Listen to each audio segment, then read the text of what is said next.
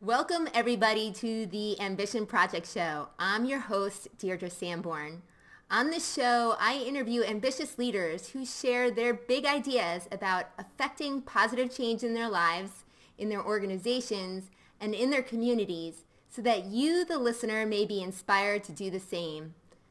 If you like what you hear on the show, subscribe to it on iTunes or on my website at www.theambitionprojectshow.com. Today, I am joined by Stephen Shapiro, Hall of Fame speaker, author of Best Practices Are Stupid, and an advisor on innovation. Stephen's standard approach to innovation is to never take the standard approach. His books provide the blueprint for bringing innovation into business and life. His insights have transformed the way that companies like Nike, NASA, and USAA tackle innovation within their organizations. So welcome, Steve. It's great to be here. Looking forward to this. I'm so honored that you decided to come on the show. So I've told the audience a little bit about you. Tell us about how you started your career. I understand that you were a consultant at Accenture. I was. I spent the first 15 years of my career there. And it's great when you have an opportunity to work for a company like that because you're so focused on so many different clients, so many different industries, so many different problems that it gives you a lot of different perspectives that you wouldn't get if you were sitting in a cubicle every day. Right. Right. And so what was your first breakthrough around the innovation piece? I mean, there's so many consulting firms are out there, and there are not many people who break out to become a Hall of Fame speaker and speak about innovation to some of the biggest companies in the world. It's actually, I find this an interesting story in terms of how I got into innovation. It wasn't something I had planned. When I was at Accenture, this was around 1992, 1993. At that time, business process reengineering was really popular. Some of the people may not know what that is. But basically what it was is we would go into companies and we would optimize the way they worked. We would make them more efficient. Mm-hmm. And so I was one of the co-leads of our business process reengineering practice, it was massive. It was like about 40% of our revenues were tied to it in one form or another. It was a really big deal. And then one day I was working on a project and I had this realization, without boring you with all the details, I had this realization that the work that I was doing was resulting in lots and lots and lots of people losing their jobs. And I had a bit of an existential crisis. I realized I didn't want to do this anymore. I took a 6-month leave of absence. And during that time, I vowed that I would never be involved with even one person losing their job. So this was like 1995 where I started this epiphany. And basically for the past over 20 years now, I have only helped companies grow. I've focused on innovation. We didn't call it innovation in the very, very beginning of it, but we knew it was about business growth. Innovation was a popular topic 20 years ago when I started working on it. Well, I guess innovation's the buzzword now, or disruption is another word for that, just because of the pace of technology and the amplitude of change. Can you tell us a little bit more about how you look at innovation differently? Well, I think part of it is, I think there's a distinction between disruptive innovation and innovation. Disruptive innovation is the Ubers, the Airbnbs, and situations like that, which have the potential to put you out of business. But innovation is really an end-to-end process that starts with an issue, problem, challenge, or opportunity and ends with the creation of value. And what I mean by that is it is not about ideas. It's just because you have a great idea or I have a great idea doesn't mean it's a good idea. I mean, in fact, the article I just posted this morning is great ideas, bad results. And so companies are drowning in a sea of ideas, and what we really need instead is to figure out what are the important problems we need to solve. What are the opportunities that if we focused on them would give us the greatest result? And then we would focus our energies on solving those the best way, which is not always the way we tend to solve problems. And that to me is really the key, is it's about this problem-solving mentality focused on the most important problems. So I think that most companies, most leaders, that's their desires to become problem solvers and to really meet the client's needs, meet them where they're at.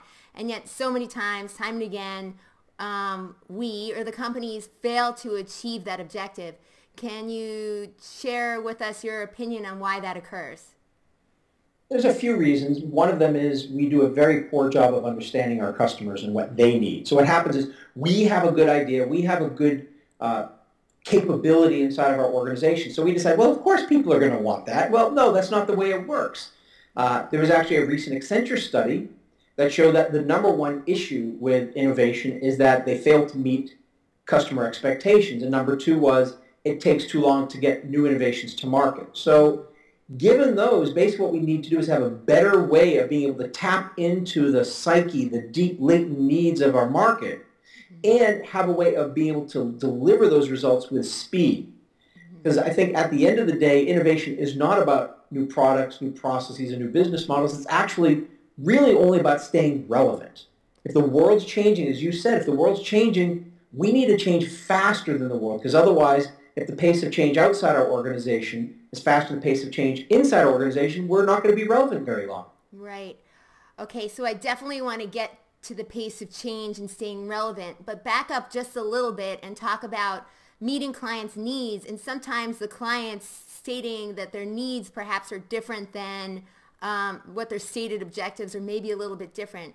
And I point to this because in some of your materials you talk about the subconscious and how that affects buyer preferences. And you gave a great example of hearing aids and how people often use not wearing hearing aids, the cost of hearing aids is the reason why they don't do it.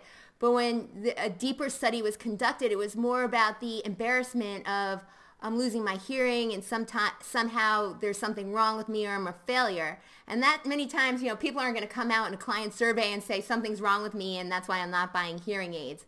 So maybe you could talk a little bit more about tapping into the unconscious and truly understanding what clients' needs are in order to innovate. I think the key here is if you ask them questions, you will almost always get the wrong answers. So customer surveys and things of that nature don't work because we're leading the witness. We have a set of questions we want answered, and then we are basically, even we're doing this at a subconscious level, we are asking people to answer questions that we've framed that will then limit the range of possible solutions. Right. So sometimes the best things to do is, one of the big things in innovation is what's called ethnography, which is, that's actually not an innovation term, that's an anthropology term, but basically what we do is we observe. And we try to observe in an unbiased way. So if you really want to know how somebody is using your products or your services, the best thing to do is to observe them and try to observe them in a way that an anthropologist would observe people. So study them in an unbiased way where you try to not influence them, but you get to see them in their natural habitat as much as you can. Sometimes this isn't always possible, so what we want to do is if we're going to have conversations with people, what we know is stories tend to tap into the subconscious.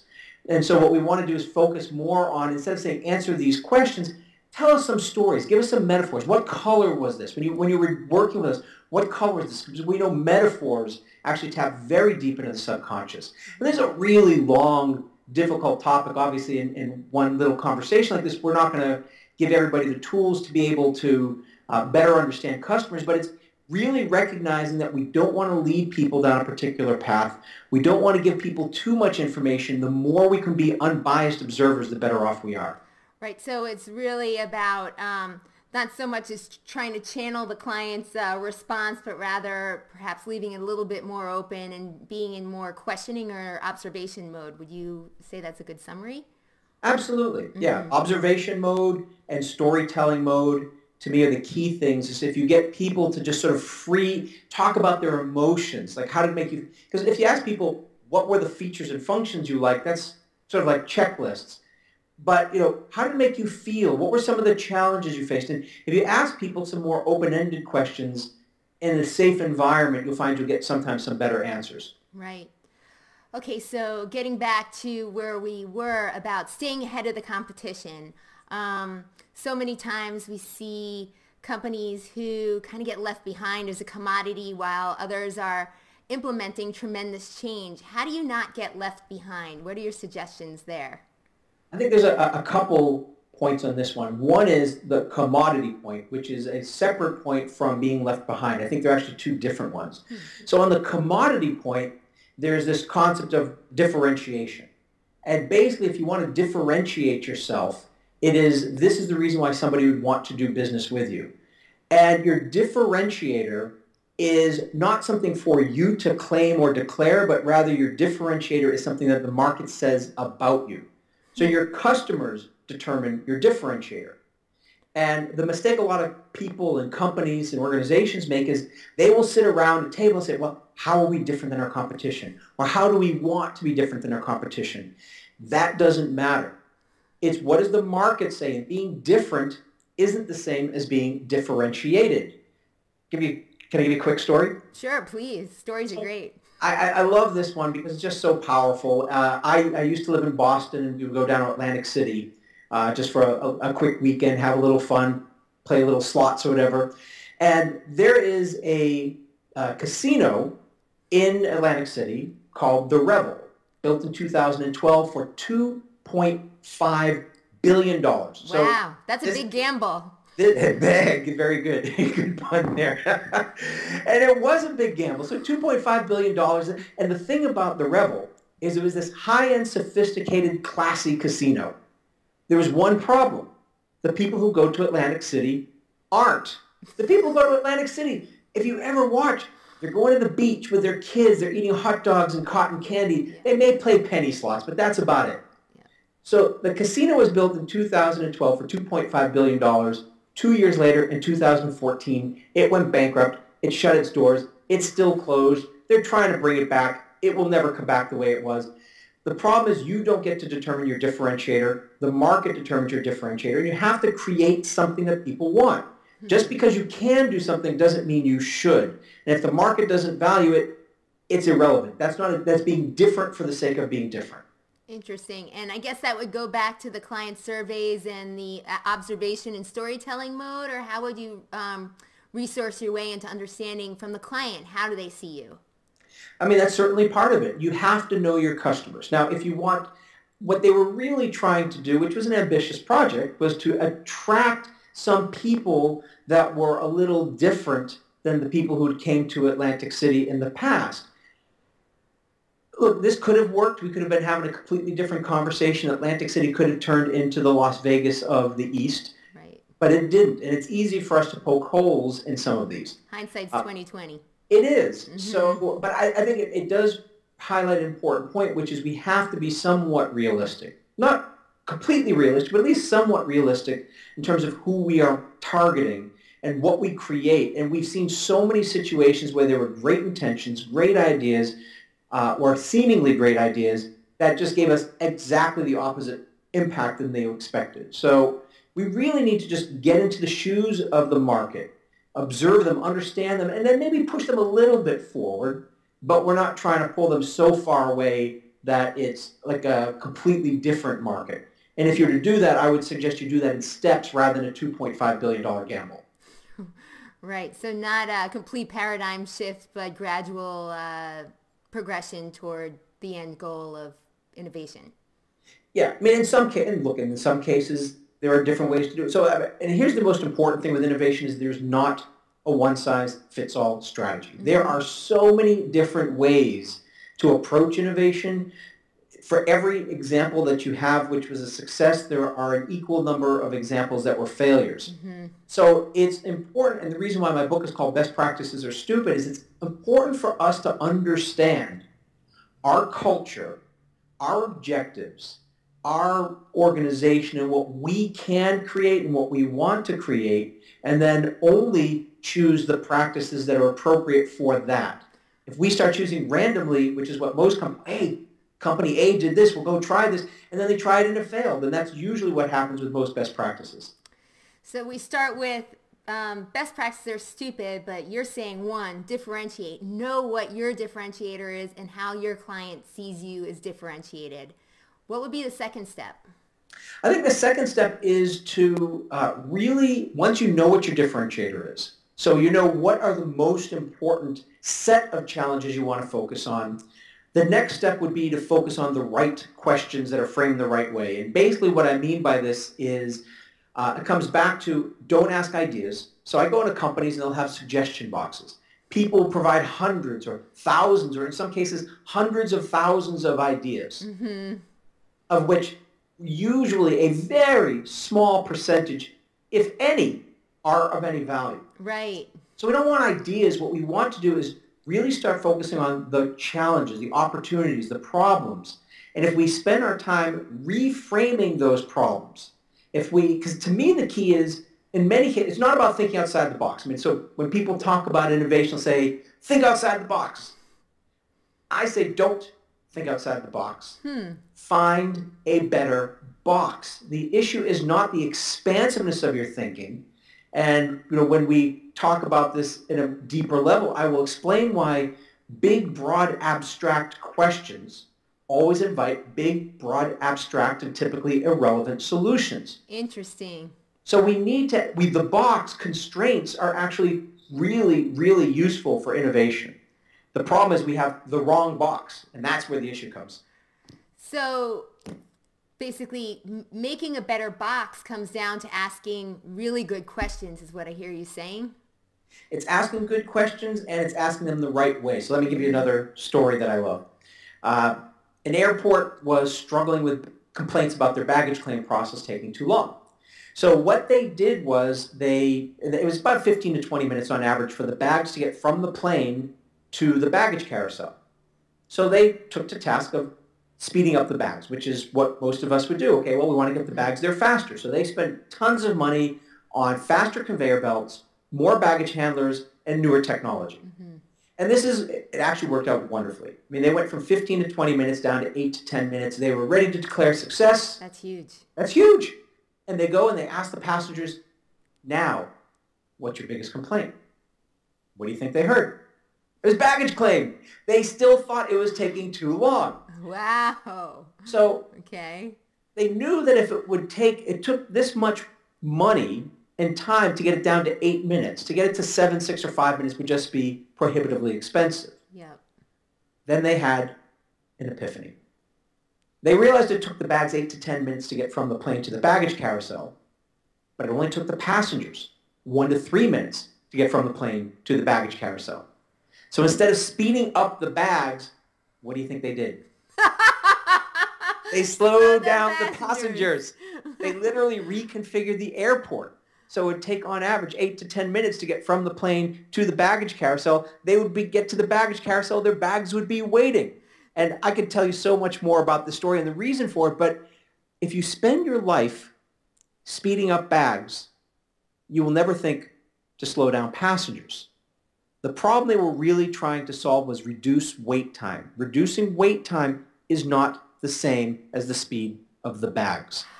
This is how we spend our life. We tend to focus on the wrong problem. So interesting. So I hear a combination of things. First, clients, be careful what you ask for. Yes. And two, you had actually quoted in an earlier conversation Einstein saying, if he was given an hour to save the world, he would take 59 minutes to ask the right questions and then 1 minute to find the solution. Maybe I didn't say that quite right, but maybe you could refine that statement a little bit more so the listeners can understand.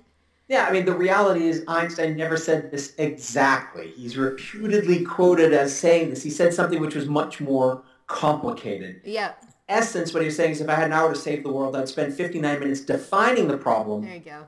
1 minute finding solutions. And from my experience, most people are running around spending 60 minutes solving problems that don't matter. So if you understand your differentiator, it will eliminate a lot of the problems you're working on. Is it going to truly set you apart from the competition, or is it just an also-ran? Are these table stakes? If they are, don't innovate on them. Find someone else who's already solved this problem better than you will ever be able to solve it. So that's the first part. The second part is then make sure you're even asking the right question. Are you speeding up bags? Are you slowing down passengers? Or are you reducing wait time? And there's a whole science and art behind asking better questions. Interesting. Well, that's where people need to bring you in so that you can teach them that science and art. That's what I tend to do is I'll go in and we will work first on their differentiator. We will then work on the challenges that they need to work on, and then we will spend that 59 minutes redefining the problem. And I have a methodology for redefining challenges that will help companies. And here's the great thing. When you redefine a challenge, if you keep on doing it, there will often be a point where the solution becomes obvious and the solution is simple and elegant. And the reason why a lot of innovations are complex is because they're trying to solve the wrong problem. So there's a fortune, let me give you a quick fortune cookie. I love this. This to me is like, when I read this, it's like, yes, this is it. It said, you always have the right answers. They just sometimes solve the wrong problems. That, to me, is the biggest mistake that companies make when it comes to innovation. Well, what I hear you saying, really what it boils down to is slow it down so that you can gain better awareness of the environment and pick up the clues that are really there, as opposed to forcing your own solution and your own answer, which isn't fundamentally the answer. That's a great way to put it. I mean, here's the reality is the brain isn't wired for innovation. The brain is wired for survival. Mm-hmm. So as a result, what we believe at a very deep subconscious level is that everything we've done in the past was the key to our survival. Right. Yeah. Therefore, the brain doesn't want to change. What we've done previously is going to keep us alive. So let's do more. Let's do more of what we've done in the past. This is why I say expertise is the enemy of innovation. The more we know about a topic, the harder it is for us to think differently about it, because our neural pathways in the brain, which are designed for survival, are also designed to perpetuate the past. So we do need to, you said it right, we need to step back. We need to connect with people who are different than us. And there's a whole other topic around that. Right, yes. It's really fascinating how the brain is our worst enemy when it comes to innovation. Well, it's interesting because you mentioned the pathways of the brain, and there's a whole science of neuroplasticity around that. But you also point to bringing people in who think differently than you. And that's one great way to, well, there's two things you're saying. One is create a better box. So slow and gradually change your framework, the way you view the problem, right? As opposed to quantum leap forward, and then the individual or the team or the organization can't adapt because the neural pathways are firing in such a way that just doesn't do that. The other thing is bringing people around you who perhaps have a different perspective and are not within the same lane or channel of expertise as you are, or your company is. Can you tell us a little bit about that diversity piece and how bringing people together with different skill sets or different perspectives help truly make a difference when we talk about innovation? Sure, and there is a lot of science behind this. So here's what we know. We know when it comes to breakthrough innovations, not incremental innovations, which are adaptations of the past, but incremental innovations, which are sort of discontinuous in nature, they come from people who are either from a different area of expertise or from multidisciplinary teams with people with different experiences coming together. Mm-hmm. I'll give you an example of a group that I really love. I just think the concept is brilliant. It's called Pumps and Pipes. Pumps and Pipes is a group of cardiologists who get together on a regular basis with people from the gas pipeline industry. And basically what they share is what they know about the cardiovascular system and how it applies to the transmission of gas. And what they share in common is it's about the transmission of a fluid through a tube. So they're not two random groups coming together. It's not just let's put together two people, two teams that we think are different, but they're purposefully different. They're adjacent. And if you think about the problems, so for example, gas pipelines, they crack, they break, they leak, problems to solve. It's expensive to seal the crack. Find the crack is expensive. To seal, it's even more expensive. The body doesn't have that problem. You get a paper cut, it seals itself. Right. Uh-huh. Now they have an inert coagulant ingredient that can go inside of gas pipelines that mimics the cardiovascular system. And so I encourage people to participate in something I call purposeful tangents. Purposeful tangents are basically something that is near what you do, but not exactly the same. So for example, I'm in the world of innovation. I don't go to innovation conferences anymore as an attendee. I'll speak, but I don't attend. As I've learned, there's not a lot of new innovation in the world of innovation in the past 5 years. I'm hearing the same things. Innovation isn't innovative. You got to innovate the way we innovate. That's one of the topics. But I do spend a lot of time with neuroscience, psychology, sports performance, and my favorite has actually been magic. Because magic gives us insights into the brain, how we can misdirect the brain, how it gets confused. This is a big part of innovation. And it also is all about making the impossible possible, whereas innovation is about making the possible possible, and most of the time we can't even do that, but magicians are able to make the impossible possible. So those are my purposeful tangents. They give me brilliant insights into the brain and the workings of innovation. So interesting. And actually, Stephen, I met you at an earlier conference, and you were so kind as to give me this book, Personality Poker, which, by the way, I've been using with other friends and playing with my own kids, actually. And it's your way, it's sort of your personality assessment in a really fun, interactive kind of way. And you use cards, a deck of cards, like a magician would. Yes. Tell me a little bit about, we talk about this diversity piece and bringing people of different backgrounds and personalities, different perspectives together. Tell us a little bit more about your Personality Poker book and how that helps highlight the benefit of diversity and people working together. So diversity is an interesting word, and it's at its core just means people who are different. Mm-hmm. And if you look at most diversity programs, they're focused on gender or ethnicity or things of that nature. But I just talked about diversity of discipline, cardiologists with gas pipeline engineers. There's also another form of diversity, which is diversity of thought and personality. And so one of the things which I've discovered is we tend to collapse creativity and innovation. They're so different. They're so different. Creativity has actually killed innovation in my mind because creative ideas have been the sea that has been flooding us where we're sort of drowning. Innovation, on the other hand, is a process. And creativity is part of it, but it's a process that starts with a challenge. We come up with solutions. We have to implement it. We have to engage people. So there are 4 steps of the innovation process. Define the challenge, find solutions, plan and execute, and engage the hearts and minds of people. And so I've known this, and what we find is when companies don't have the right people in the right roles to do that, they don't innovate well. So if you don't have the diamonds, which are the creative people, you will implement a lot of incremental innovation, which is good, but it's not going to be enough. So when you say the diamonds, you're referring to a deck of cards, and the diamonds in the deck of cards refer to the creative people. Exactly. So in personality poker, the diamonds are the creative ones, the spades are the analytical one, the clubs are the ones who are very much about getting the work done, and the hearts are, as you would imagine, about the relationships with people. Now, the suits, colors, and numbers all have meaning, so it's not as simplistic as I'm painting it. But what we know is if we are on our team missing any one of those styles, we will not innovate properly. And here's the problem. We always hear the expression opposites attract. There is irrefutable scientific evidence that opposites repel. They don't attract, they repel, they detract. And if you want examples of this, look at our political system. Watch what's happening right now in the elections.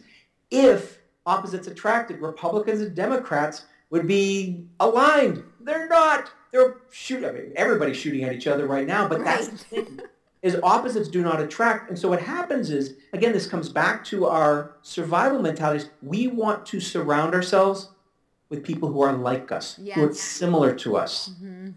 And this is what we do when we hire. We have our culture. Our culture is the personality of the organization. We hire people who fit the culture. Well, the problem is we don't hire people who don't fit the culture, which means that we are missing an opportunity. So personality poker, I developed this so that you as an individual can play to your strong suit. Your team and organization, you can make sure you're playing with a full deck, which means you have all the different styles and the right roles.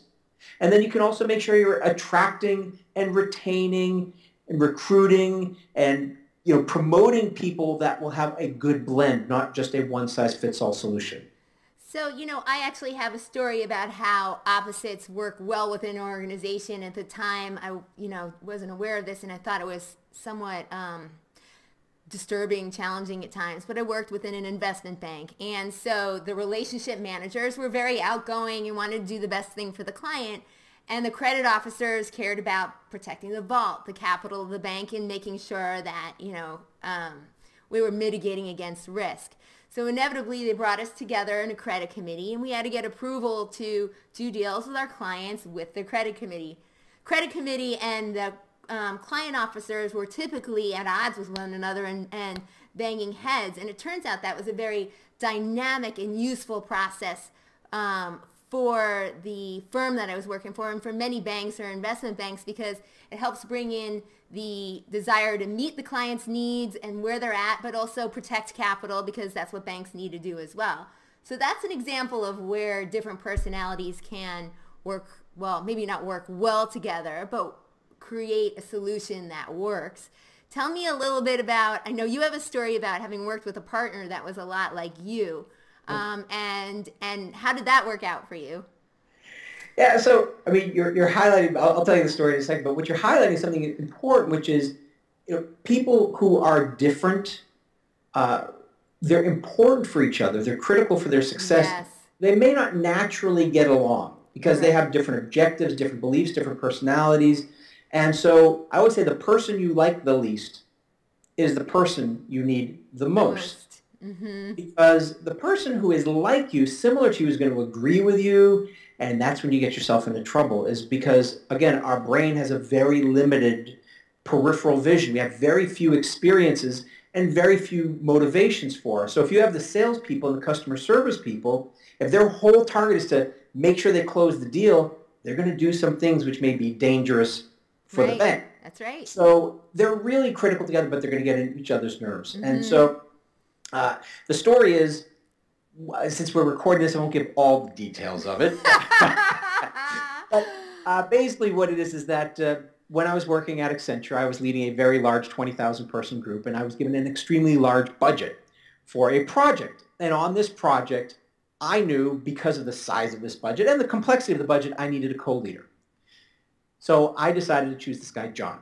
And John was very much like me. This was before personality poker, but he would have been this creative heart. So he's a person who loves people, people love him, and he loves novelty. He loves doing new things. So we're working on this project. We're spending millions of dollars. Let's just say millions of dollars. And at the end of the project, there are three things that I can say. One was, we created more new ideas probably than any other project in the history of the company. Because that's what... Awesome. Yes! Yes! And the people were having a blast. Everybody in the project was like, yes, this is fun. We're having a great time. And the third thing is, it was the biggest waste of money I've ever seen in my life. Because John and I forgot we had to implement. We had to actually produce. We had flip charts and whiteboards and binders of ideas, but we never brought them together into a product that could actually be used. Hey, but that's a perfect example of live and learn, because now look at you. You've learned from that experience and you're teaching it to others. It was this is about over 20 years ago, and it was really my first time that I realized that I needed the people that annoy me. And so on the next project, I didn't get to choose my co-leader. He was given to me. He was the self-proclaimed anal retentive project manager who was in my face all the time, and he drove me. So, and this is an important point, is he drove me crazy. In the beginning, we were fighting. We didn't like each other. And then one day, I sort of reflected back on the previous project, and I thought, okay, clearly this new guy, Ray, is giving me something that is a gift. So I sat down with Ray and I said, Ray, I just want to tell you, I don't like you. You annoy me. I don't like all these restrictions. I don't like you being in my face telling me I have to have things done. It's really, I find it constricted and limiting. And he's like, look, but you got to produce. And so we found a way of working together. I began to appreciate his contribution, and he appreciated my contribution. And what we created is something which people still talk about 20 years later. It was probably one of the things I'm most proud of that we created. And it wasn't because of me. The budget was much smaller. The team was smaller, but it was Ray who kept me on the track. And so the reason why I bring this up is because diversity does not work on its own. Mm-hmm. Putting together a group of people who are different does not work unless you give them the tools to appreciate each other, to understand how they contribute to different parts of what you're doing.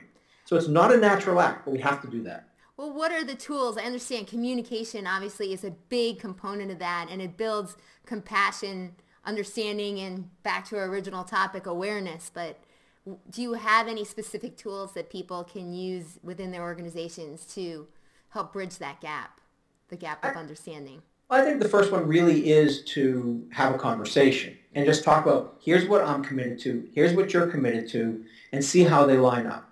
I think it's also fun to poke fun at yourself. So when we play personality poker, sometimes what we'll do is we'll have, let's say, the spades, who are the analytical ones, the know-it-alls, people who know everything. We have them talk about not what they're great at, but how they're going to annoy the heck out of everyone else. And so everybody's like, yeah, you do that. You're like the know-it-all. You're Sheldon. And it's nice so that people can poke fun at themselves a little bit. And then it opens things up. It's like, and then people are like, yeah, even though you're Sheldon, guess what? We need to know the information. If we've been solving the wrong problems, you guys are the ones who are going to help us better understand. So it's really just, it's not just an appreciation at a theoretical or conceptual level. You need to break it down into the work that you do. And so with innovation, we have 4 steps of the innovation process. And we talk about how each style ties back to each step, how they contribute, how they detract, why they're critical. And over time, people really, really have a deep, deep appreciation for one another. And I would say, here's the last part, is the great thing with personality poker is because it's not a written assessment. They are cards. The cards have words on them that describe traits like creative or analytical. You can give cards to other people. And when you do that, you can have a conversation as to why. Hey, I'm going to give you the empathetic card, because remember that time we were working together and everybody else was, ready to shoot each other, and you could understand how we were struggling, and you could actually, because of that, bring us together as a group.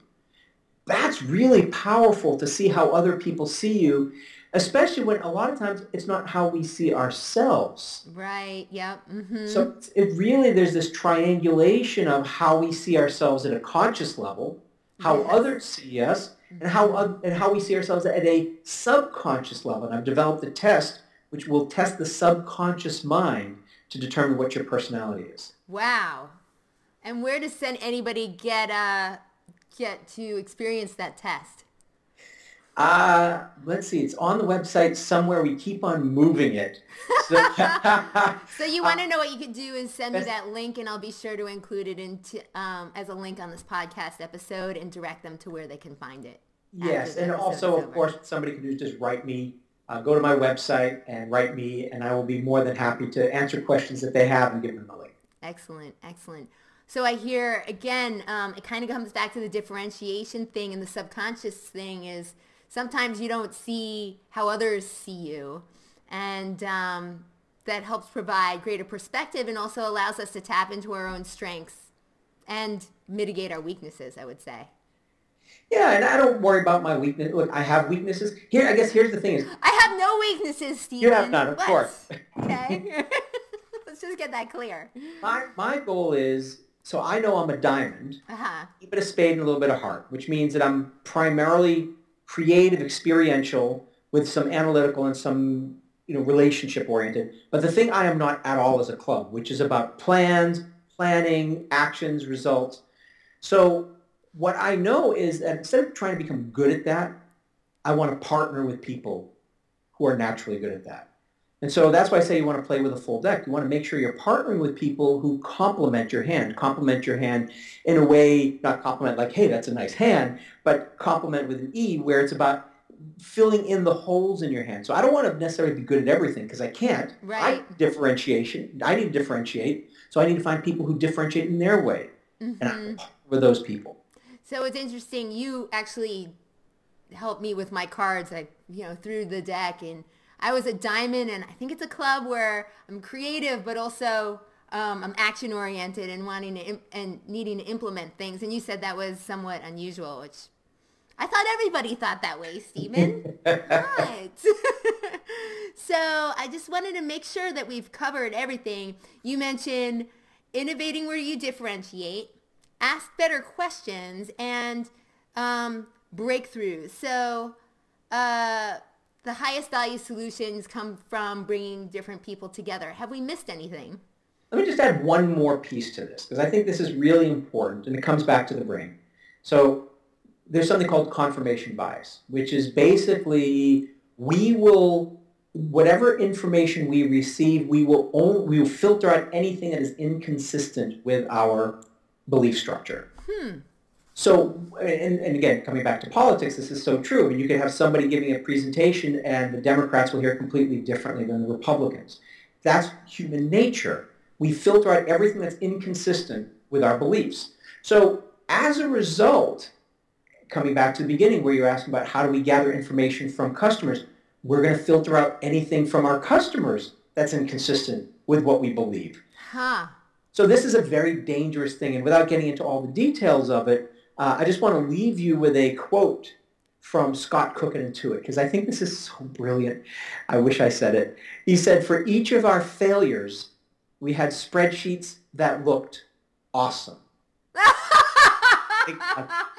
Yes, I experienced the same thing in lending. I would project forward, this is my client's performance is going to be, and it was never the same. But I think that's the nature of life, right? You think it's going to be, life is, wait, what is it? Life is what happens when you're making other plans or something. I totally botched that quote. I think that was pretty good. Yeah. So, so this is the thing is we believe that the yeah, but is the enemy of innovation, and it's not. It's the wow, this is a great idea. Because if you all of a sudden get in your heart, soul, and gut that this is a great idea, you are going to do everything in your power at a subconscious level to prove that it is, in fact, a great idea.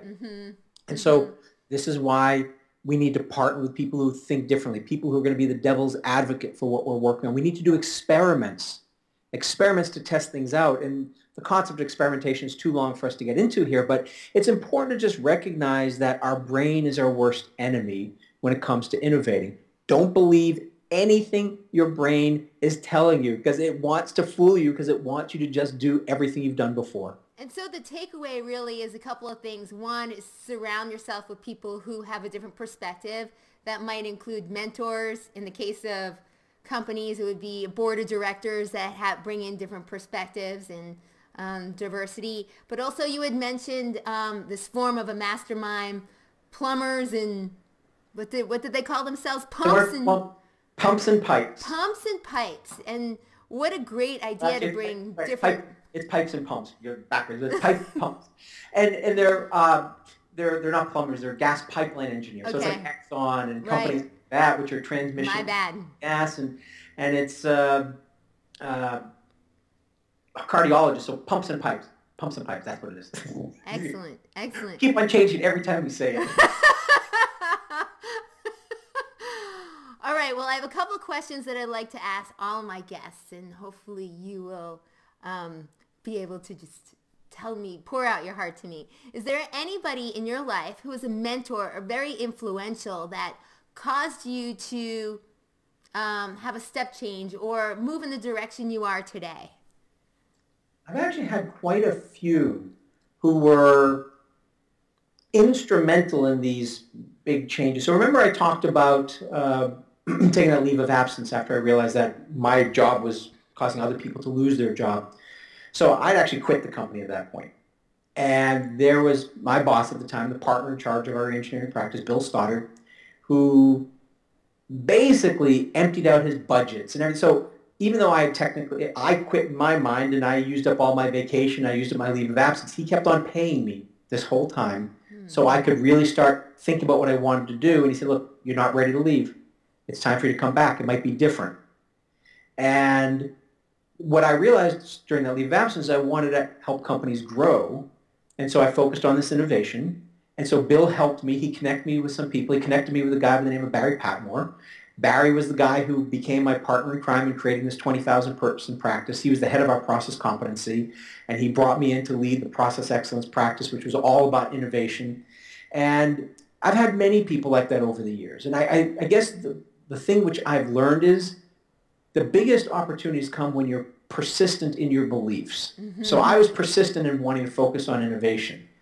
And it was fortunate that I did, because who knows where I'd be if I actually quit at that point. Yeah. I'd have a completely different life. And fortunately, Bill saw what was possible, and Barry saw what was possible, and other people over the years have seen what was possible. And to me, that's the key, is find people who believe in you, who see your best, and want to help bring you forward into the world. I really think that success is a shared journey, and that you don't do it alone. So that's great feedback. The other question is, are there any products and resources that you would share with the listeners or that you've personally used that you found helpful in your journey toward being known as the innovation king? I don't know if I'm known as the innovation. Yes, you are. Yes, I just labeled you that. So I think part of it is just, recognizing that if you spend 100% of your time on your area of expertise, you're going to be limited in your ability to grow. So I would, read books that are tangential to what you do. One of my favorite books is a book by Richard Feynman, who is a Nobel Prize-winning physicist, called Surely You're Joking, Mr. Feynman. It is hilariously funny. It is ridiculously creative. I find it inspiring about how one of the smartest people in the history of our planet would experiment with how to get rid of ants by using chalk, and he wanted to figure out how can you open safes and learn to play bongos in South America. This guy is so fascinating. Everybody will love this book. And it really just gets me thinking about how instead of just studying physics like he did, he studied everything. And the more you study everything, as Steve Jobs said, creativity is just having enough dots to connect. Dots being ideas or experiences. And the reason creative people are so is they've either had more experiences or they've thought more about their experiences than other people. So I think that's really the thing which I found more than anything else.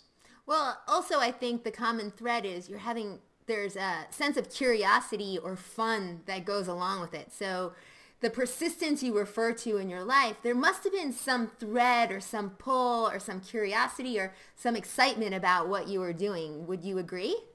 Had to be. I mean, I do not believe do what you love and the money will come or the money will fall. I don't believe that at all. Mm-hmm. But I also don't believe that you want to do what makes you miserable and make money at it, because that's not really a life. And so the question is, how do you do what you love? How do you, what is it that your desires, your calling, whatever word you want to do, how do you do that? Obviously, it has to be consistent with what you're good at or have the ability to get skills at. Right. And then what creates value for others. And to me, at the end of the day, if you're creating value for others in a way that they will value it so much that they would pay for it, that is the key. But it's not about the money, it's about the loving what you do and matching that with needs in a market. So this whole conversation, I mean, you could just rewind to the beginning of the podcast, sort of like a go-to loop, yes. Right? I mean, it applies not only to companies, but also to individuals. What's your differentiating factor? How can you make an impact? And then why are people drawn to you because of that? And it's the same with companies as it is with self-discovery, I think. Totally. Because if you are just replicating what everyone else is doing, I would say replication isn't innovation, because by the time you've implemented someone else's best practice, they're on to the next practice. Right. You're in their dust. So you need to play in the white space. You need to find things that make you not unique for the sake of being unique, because I think that's a mistake, but find something which people will value that someone else is not currently providing. And I do that in a number of different ways, which I think has really been part of the reason, not the only reason, but part of the reason for where I am right now is I don't do what everyone else is doing. A lot of the things that I've developed, the concepts, the products, are fundamentally different than any one of my competitors, and I think that makes me stand out. Thus the name of your book, Best Practices Are Stupid. Absolutely. My last question, actually it's not my last, my second and last. My next question is ambition quote. I like to ask all my guests if they have an ambition quote that they'd like to share with the listeners that means something personally to them. I think I gave my quote already, and I'll just give it again, and I'll just elaborate. This may not sound like an ambition quote, but for me, okay. It makes me smile. It's the, you always have the answers. They just sometimes solve the wrong problems. And yeah. I know this doesn't sound, it's like, really, but I think to me, it is brilliant in its simplicity, which is, if you want to be ambitious around the things that you should be ambitious around. Yeah. Don't be ambitious around everything, because you can't be great at everything. Right. So figure out what's most important and become masterful at that. And most important is what you love and what will create value. Mm-hmm. Mm-hmm. And it can't be just what you love, and it can't just be what creates value. So I think that fortune cookie there, I'm going to call that my my quote of the day. That's excellent. One last question. My mission is to spread big ideas from ambitious leaders, and I like to bring fabulous guests on like you. Is there anybody that you would recommend that you know and you can introduce me to as a potential future guest on the Ambition Project show? Oh, I've got a long list of people I'd be happy to introduce to you. Excellent. I will gladly do that offline. Okay. Because I don't want to bore people with a very long list of amazing people. So stay tuned to my listeners is what I hear you say. So I want to point everybody to the fact that they could find you at StephenShapiro.com, and that's Stephen with a PH. And you could sign up for his newsletter and get 5 free chapters of his Best Practices Are Stupid, which I downloaded, by the way, and there's just such rich content there for free. So I encourage everybody to get over there and check him out. Thanks. You can also find links to these resources and everything else we've been chatting about on today's show by going to theambitionprojectshow.com. And again, to learn more about Stephen, go to StephenShapiro.com. And if you've loved this episode, please head over to iTunes and subscribe to the Ambition Project Show. You can also find me on my website at theambitionprojectshow.com. And hey, while you're at it, leave an honest review. I love the feedback so I can make the show even better. Stay ambitious, get out there, and make the world a better place, my friends. And Stephen, keep going and getting at them. And someday, hopefully, we can work together. That would be fun. Thanks. That would be awesome. Okay. Thanks, Stephen. Bye.